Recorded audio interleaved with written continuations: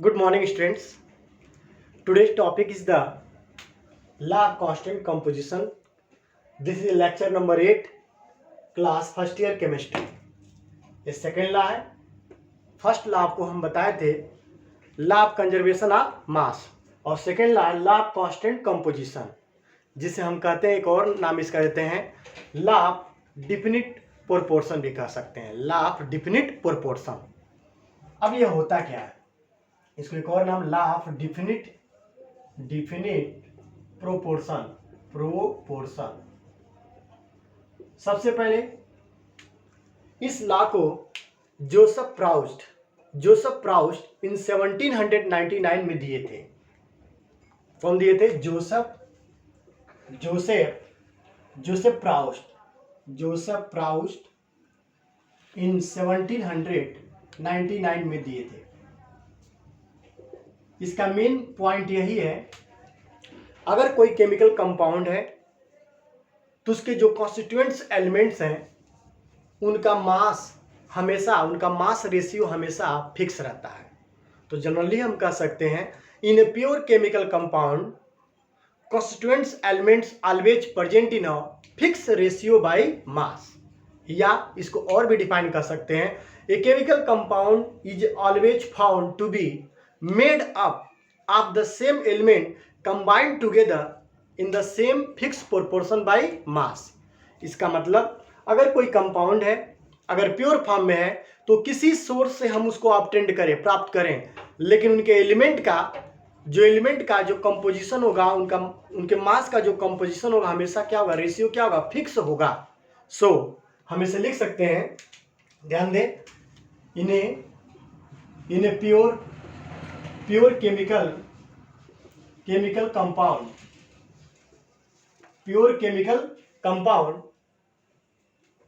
Constituents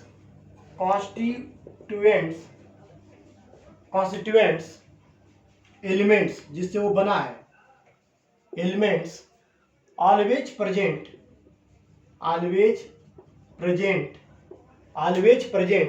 in a fix ratio by mass. ये आपका सबसे सिंपल लॉ है. It does not depend upon the source या method to preparation, या जिसके द्वारा वो प्रिपरेशन का उस पर डिपेंड नहीं करता है. इसी लॉ को बोलते हैं लॉ ऑफ कांस्टेंट कंपोजिशन.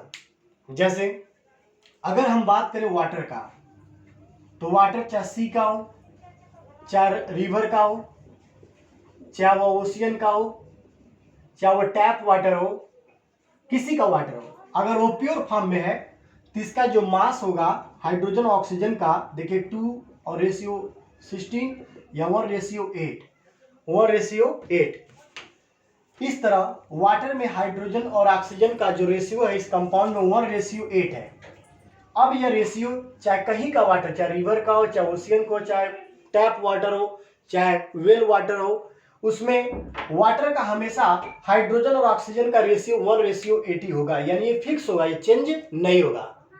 इसलिए इसको बोलते हैं लॉ ऑफ डिफिनिट प्रोपोर्शन, इसलिए इसको बोला जाता है, या law of constant composition. Clear students? Okay. अब बात करेंगे और भी कुछ एग्जांपल देखें. अगर प्रिपरेशन मेथड में देखा जाए तो अगर वाटर को हाइड्रोजन और ऑक्सीजन से डायरेक्ट कंबाइन करके बनाया जाए, या वाटर को किसी और रिएक्शन के द्वारा, जैसे NaOH प्लस HCl दोनों रिएक्ट करेगा तो NaCl प्लस H2O बनेगा. तो देखिए दो तरह से वाटर का प्रिपरेशन किया गया. एक डायरेक्ट हाइड्रोजन और ऑक्सीजन के कॉम्बिनेशन द्वारा वाटर बनाया गया, और सेकेंड रिएक्शन में न्यूट्रलाइजेशन रिएक्शन करके वाटर बनाया गया. लेकिन दोनों केसेज में इसका रेशियो हमेशा कितना होगा? 1:8. यानी हाइड्रोजन और ऑक्सीजन का जो रेशियो होगा 1:8 होगा. इट मीन्स इसमें कोई चेंजिंग नहीं होगा, इनके मास में कोई चेंजिंग नहीं होगा, इनके मास रेशियो में कोई चेंजिंग नहीं होगा. Clear students? ओके. इसका ट्रिक पहले आप स्क्रीनशॉट लें. और एग्जांपल देखें. अगर मान लें हम CO2 का प्रिपरेशन कर रहे हैं, CO2, अगर हम मैग्नीशियम कार्बोनेट को हीट करें तो मैग्नीशियम ऑक्साइड और कार्बन डाइऑक्साइड बनेगा, MgO और CO2 बनेगा। इसी तरह कैल्शियम कार्बोनेट को हीट करें तो भी आपका CaO और CO2 गैस बनेगा। इसी तरह सोडियम बाइकार्बोनेट को HCl के साथ रिएक्शन कराएं तो NaCl plus water plus CO2 बनेगा। इसी तरह कार्बन को ऑक्सीजन के साथ जलाएं तभी भी कार्बन डाइऑक्साइड बनेगा। तो इन सभी प्रोसेस में CO2 बन रहा है। इसमें जो कार्बन और ऑक्सीजन का जो रेशियो होगा 12 रेशियो, आपका ऑक्सीजन का 32 मीन्स आपका 2 ऑक्सीजन है, एक ऑक्सीजन का 16 होता है, यानी 32 हो गया। या इसको लिख सकते हैं 3:8, यानी CO2 में कार्बन ऑक्सीजन का रेशियो बाय मास 3:8 है। अब CO2 इतने सारे मेथड से बनाया गया, लेकिन सभी केसेज में यह मास हमेशा क्या होगा बच्चों, फिक्स होगा। यह मास इसमें भी आपका यही होगा, इसमें भी CO2 का यही होगा, इसमें भी CO2 का यही होगा, इसमें भी CO2 का यही होगा। इट मीन्स कार्बन डाइऑक्साइड जब प्रिपरेशन किया गया तो यह प्रिपरेशन मेथड पर डिपेंड नहीं करता। वो जिस मेथड से बनाए, अगर CO2 गैस रिलीज हो रहा है तो उसमें यह मास हमेशा फिक्स होगा। Clear students? तो ये भी आपका प्रूव कर रहा है कि लॉ ऑफ कांस्टेंट कंपोजिशन या law of definite proportion. Okay, अब इसका कुछ लिमिटेशन है। लिमिटेशन बहुत इंपॉर्टेंट है जो हमें समझना है, तो लिमिटेशन समझे। लिमिटेशन मीन्स यह जो लॉ कहाँ तक फॉलो कर सकता है, कहाँ तक नहीं। तो सबसे इंपॉर्टेंट जो लिमिटेशन है वह है आइसोटोप्स पर। अगर कार्बन का आइसोटोप आप जानते होंगे। Isotopes means the element which have the same atomic number but their atomic masses are different, तो that is called isotopes। यानी एटॉमिक नंबर सेम होगा और एटॉमिक मास क्या होगा बच्चों, डिफरेंट होगा। अगर मान ले X कोई एलिमेंट है और यहाँ Z और A रिप्रेजेंट किया गया, तो Z जो है रिप्रेजेंट करता है एटॉमिक नंबर को और A जो है रिप्रेजेंट करता है एटॉमिक मास को। यानी A जो है ये किसको रिप्रेजेंट करेगा, एटॉमिक मास को। ये एटॉमिक मास और Z एटॉमिक नंबर। तो isotopes means the elements which have same atomic number but atomic mass are different। इसी एलिमेंट को बोलते हैं हम आइसोटोप्स बोलेंगे। क्या बोलेंगे बच्चों, आइसोटोप्स। जैसे आइसोटोप्स ऑफ हाइड्रोजन 3 होते हैं, 1H1, 1H2, 1H3। अगर इन तीनों में कंपेयर करें तो तीनों में हमको कॉमन क्या मिलेगा बच्चों, 1। ये जो नीचे वाला पोर्शन मतलब क्या, Z। यानी एटॉमिक नंबर तीनों हाइड्रोजन का सेम है, बट एटॉमिक मास देखिए तीनों केसेज में 1, 2, 3 अलग अलग सेपरेट है। सो ये एक दूसरे के क्या होगा बच्चों, आइसोटोप्स होगा। इसी तरह कार्बन 12, कार्बन 13 एंड कार्बन 14। यहां भी देखें एटॉमिक नंबर कार्बन का सेम है बट एटॉमिक मास अलग, कार्बन का अलग अलग है। सो ये भी एक दूसरे क्या होगा बच्चों, आइसोटोप्स होगा। तो हम सिंपली कर सकते हैं this law is enable to obey in case of isotopes compound. अब जैसे हम इसको एग्जांपल से एक्सप्लेन कर रहा हूं, तो सबसे पहले इसका स्क्रीनशॉट ले आप लोग।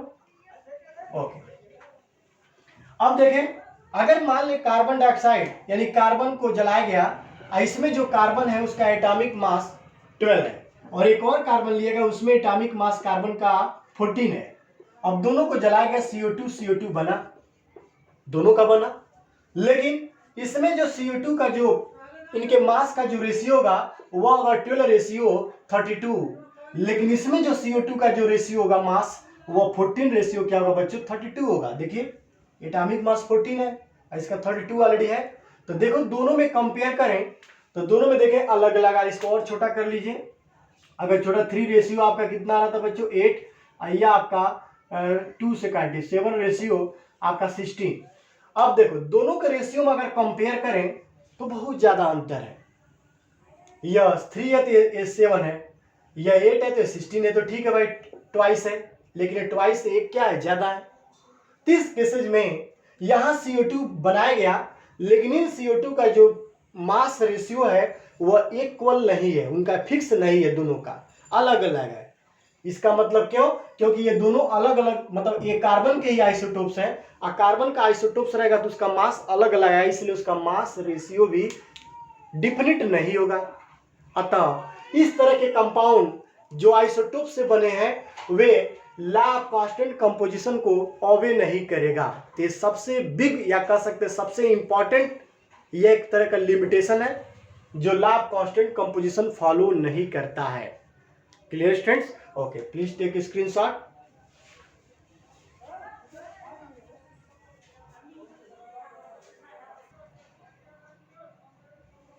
Okay students, one question related to law of constant composition. Already I have written here 6.488 gram of lead combined directly with 1.002 gram of oxygen. तो lead का सिंबल Pb और ऑक्सीजन से कंबाइन कर रहा है और टू फॉर्म लेड पर oxide. Lead पर ऑक्साइड का मतलब PbO2, ये फार्मूला है, लेड पर ऑक्साइड बनाया। अब फिर से क्या कर रहा है, lead peroxide is also prepared, ये तो पहला मेथड हो गया।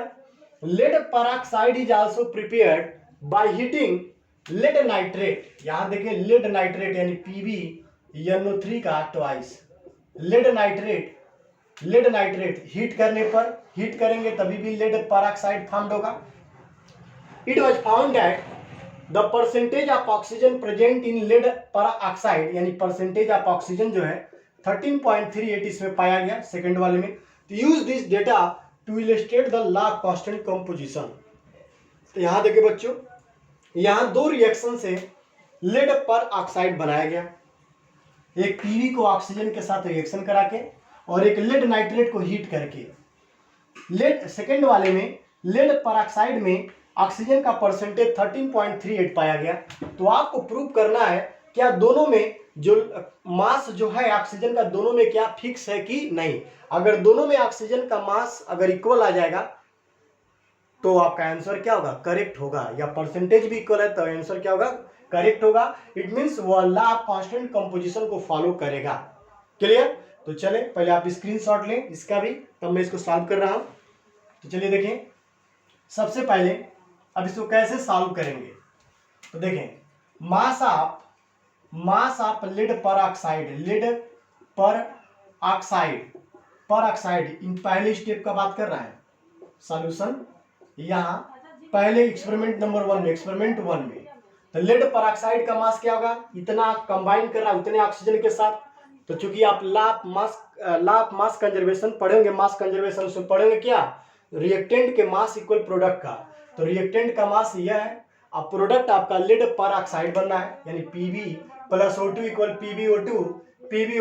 तो जो मास इसका होगा इसके मास के इक्वल होगा, सो इसको ऐड कर लें।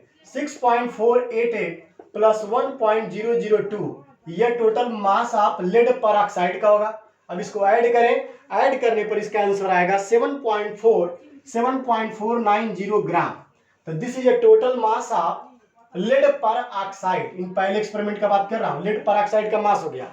अब क्या करें, देखें 7.490 ग्राम ऑफ लेड पर ऑक्साइड यानी PbO2 कंटेन्स कितना ग्राम ऑक्सीजन बच्चों, 1.002 ग्राम ऑफ ऑक्सीजन।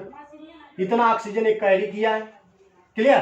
तो 1 ग्राम कितना करेगा, 1 ग्राम एक लेड पर ऑक्साइड कितना करेगा बच्चों, तो 1 ग्राम के लिए क्या करेंगे 1.002 अपॉन 7.490 तो 100 ग्राम, चूंकि परसेंटेज में निकालना है 100 ग्राम, तो 1.002 upon 7.490 into 100।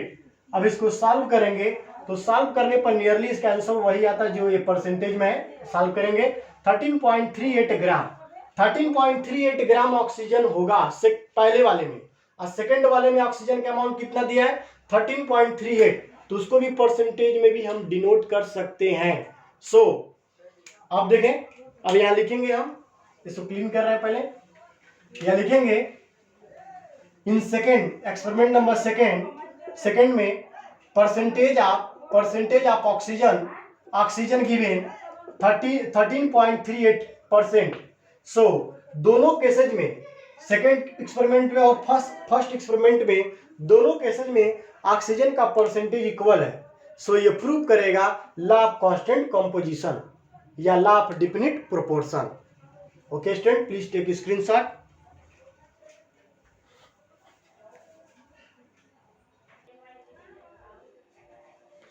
Well students, second question जो लॉ ऑफ कांस्टेंट कंपोजिशन पे है, तो सबसे पहले क्वेश्चन तो बहुत बड़ा लेकिन आंसर बहुत छोटा है। तो देखिए, copper oxide was prepared by the following method, यानी copper oxide CuO mostly 3 method से प्रिपरेशन किया गया, A, B और C।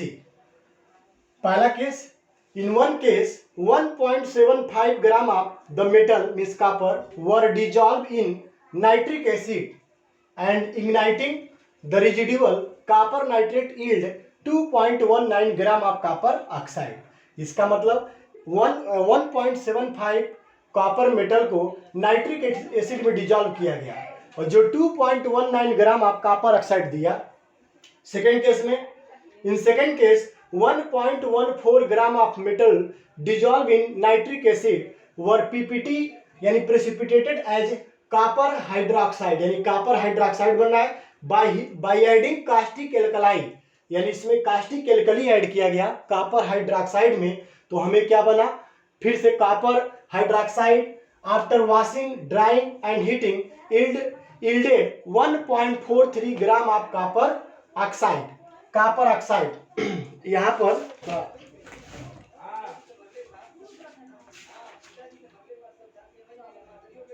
हाँ 1.43 ग्राम of copper oxide yielded.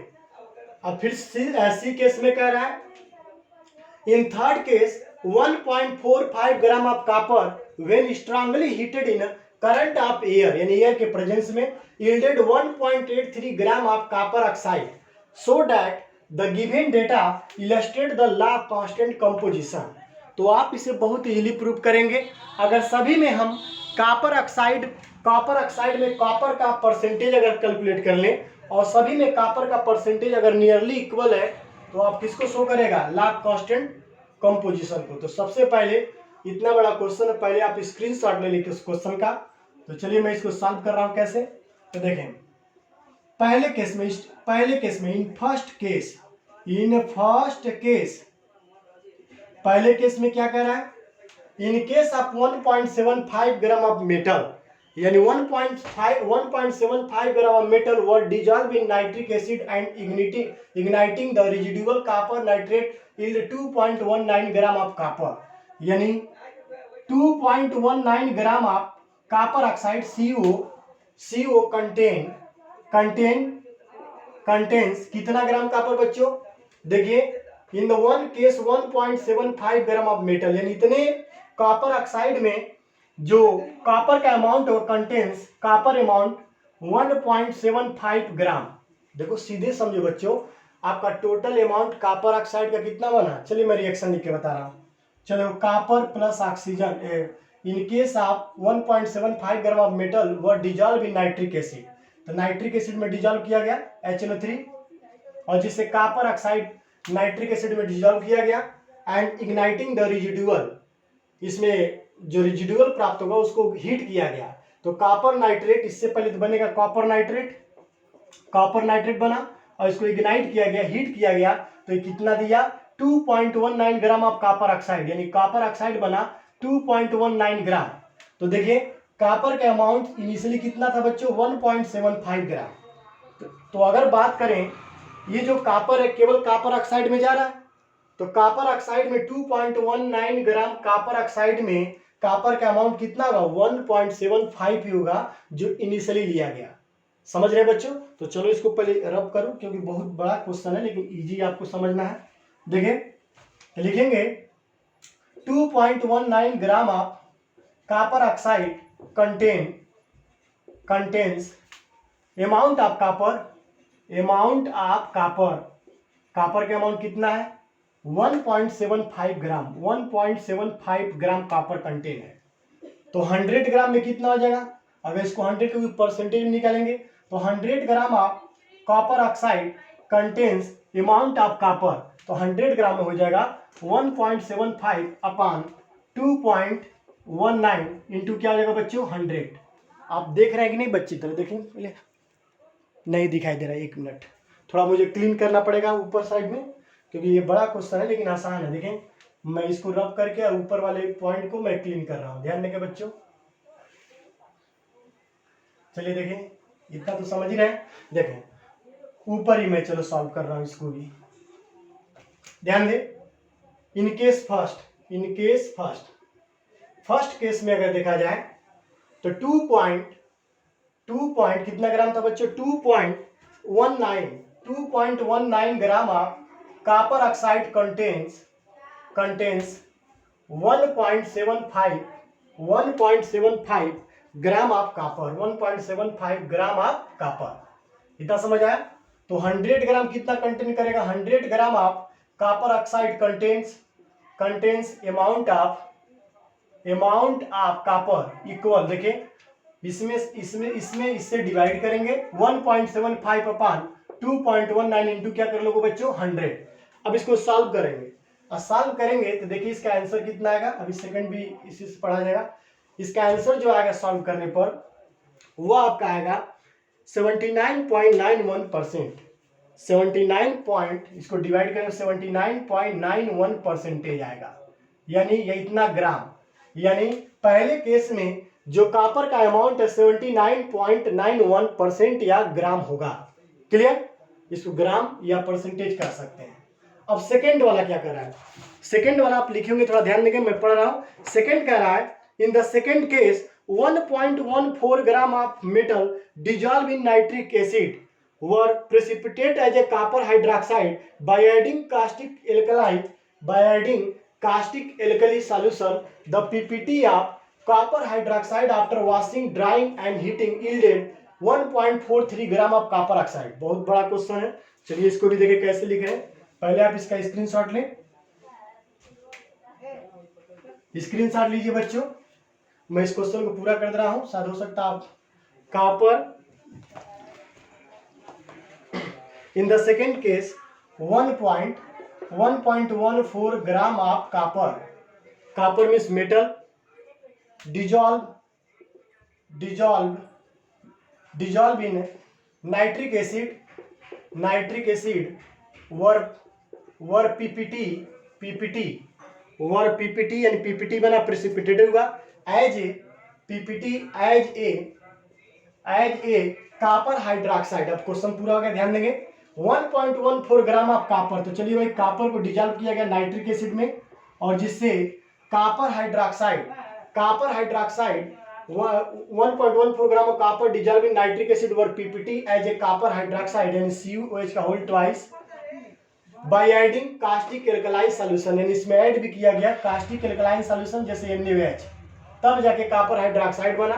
The PPT of copper hydroxide, अब ये पीपीटी ऑफ कॉपर हाइड्रोक्साइड है, by washing, by heating, by drying yielded, इसको हीट करेंगे तो 1.4 यानी कॉपर ऑक्साइड जो है 1.43 ग्राम कॉपर ऑक्साइड दिया, 1.43 ग्राम कॉपर ऑक्साइड दिया।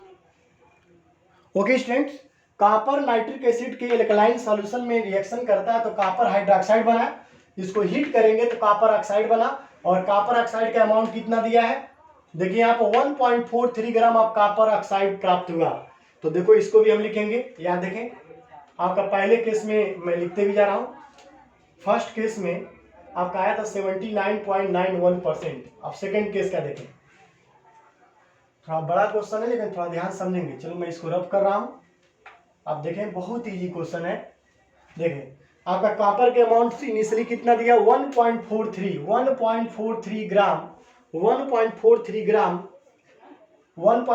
ग्राम of copper oxide contains amount of copper कितना कंटेन किया बच्चों, कितना ग्राम कॉपर कंटेन किया है 1.14 ग्राम।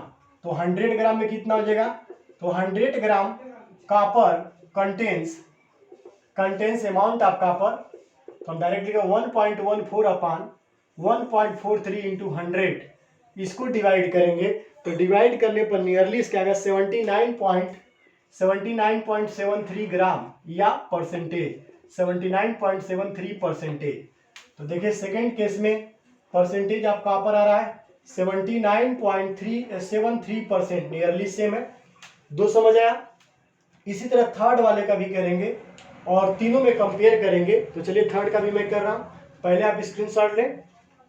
समझ आ रहा है ना बच्चों आपको? देखिए 1.43 ग्राम आप copper oxide contains amount of copper 1.14 ग्राम, तो 100 gram copper oxide contain copper का अमाउंट 1.14 अपॉन 1.43 इंटू 100, और इसको सॉल्व करेंगे इतना आ जाएगा। अब थर्ड वाला क्वेश्चन देखें, तो चलो पहले मैं इसको इरेज कर रहा हूं, तो ध्यान देंगे।